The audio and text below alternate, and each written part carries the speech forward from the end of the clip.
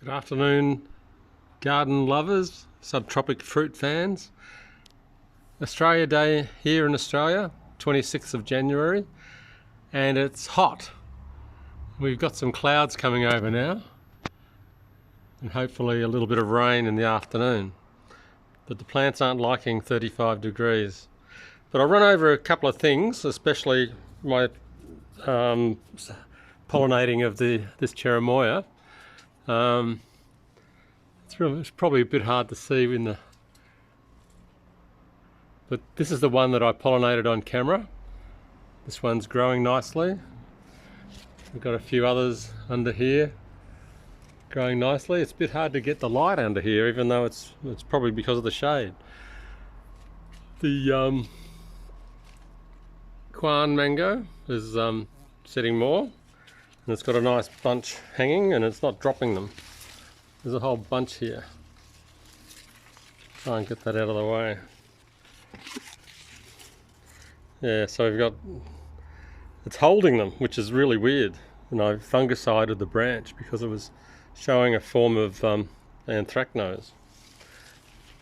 Anyway, we'll get on to something else. Paxton Prolific here has set some, but this is really slow to show whether they are pollinated. They take absolutely several weeks. So there's a whole row of them here that I've pollinated, hopefully. They're all over here. The Alfonso dropped all its fruit, but it said there's another panicle here, hopefully, that may not drop fruit. The yellow dragon fruit has sent up a couple of new shoots, and I'm thinking of grafting this onto the white out front, which I'll take you out there later and show you some really lovely buds. Here's an interesting plant. You get to taste this in Vietnam. This is Kangkong or Morning Glory, and it's growing really well in a pot. You don't need to grow it in water.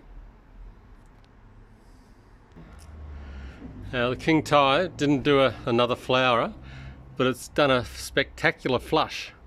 So this is getting over 2 meters now, 2.3, and it's just loaded with little sub branches. So when this flowers next spring, it'll be hopefully hold some. Chompoo Longan, that has sent up another flush, and they're hardening up now. That's looking pretty spectacular too.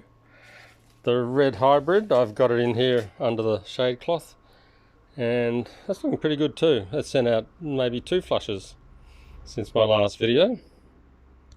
And there's a fruit here I keep forgetting to show people, but the black Sapote is getting fatter. So this is almost, it's a bit above squash ball size, billiard ball size, I'd say. Yeah, that's probably billiard ball size, but there's a couple on it. So I keep forgetting to put this in the videos, but there you go. Black Sapote. I call it a black Sapote because it's not really a chocolate Sapote, it's a persimmon, but still delicious in a smoothie. Just to show people the Lucuma, this is the Peru pointed leaf version. It's actually getting quite tall. It's really hard to see this in the sun, but this has actually got fruit on it that's just about to open, and hopefully we can pollinate them. So the actual flowers are very similar to Sapote, so hopefully this thing pollinates.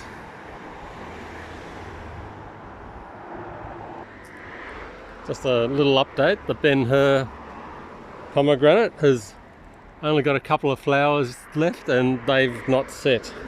So this is a bit of a pain tree. Not a pomegranate tree, but a pain tree. Yeah. But it's looking nice after drying out and losing all its leaves.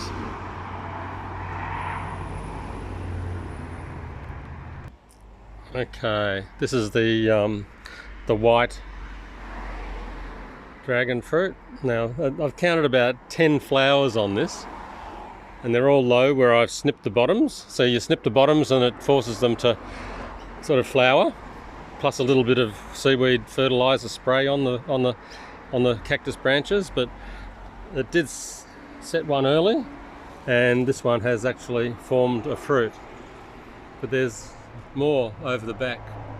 Down here, the branch has got 3, and the red has actually got a flower, which I've actually put a marker on the branch of the red, and the red is actually about to flower again too. But this is a good time. Early is better than late. Like last time it was about winter they finished setting fruit.